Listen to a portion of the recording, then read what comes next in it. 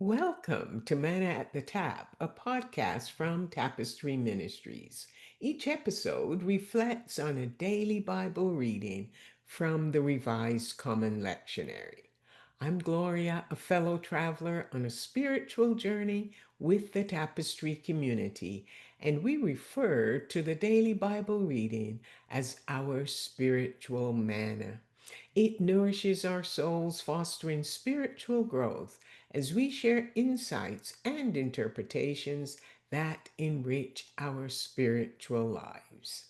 Today is Tuesday, August the 26th, 2025, during the 11th week after Pentecost in the season of ordinary time. This is a time for us to live an extraordinary disciplined life as we experience spiritual growth.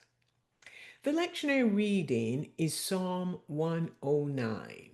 The poem is attributed to King David. An unnamed person has angered David so much that he curses them. Thankfully, David directs this curse to God rather than directly to the individual. David is trying hard to pray and praise God while asking that God not remain silent as his adversary attacks him. David remembers his generosity towards his accuser, and in return for his love, they have rewarded him with evil and hatred.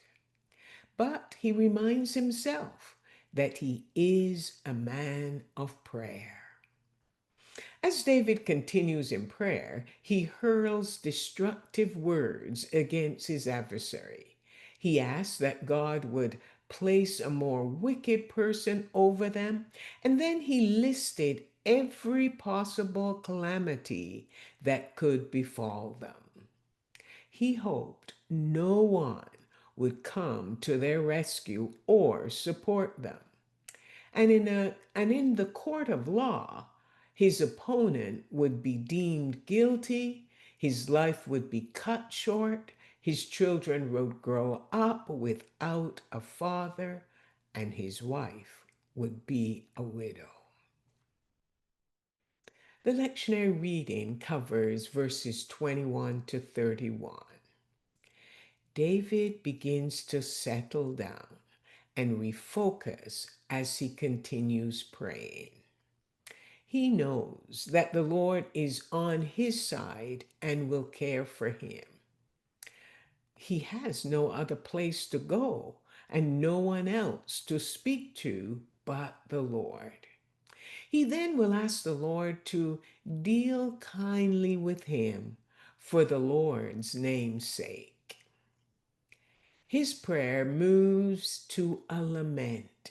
A lament means openly expressing one's pain, grief, anger, and confusion during times of suffering or injustice. David asked the Lord for help and to save him. He sees himself as poor and in need, and he admits he's broken-hearted. As David continues to pray, his words will shift from a lament to a confident praise, acknowledging the Lord's responsiveness to his prayer. He will finish his poem by reminding us, the reader, that the Lord is always ready to support the needy and to deliver their lives from those who seek to condemn them.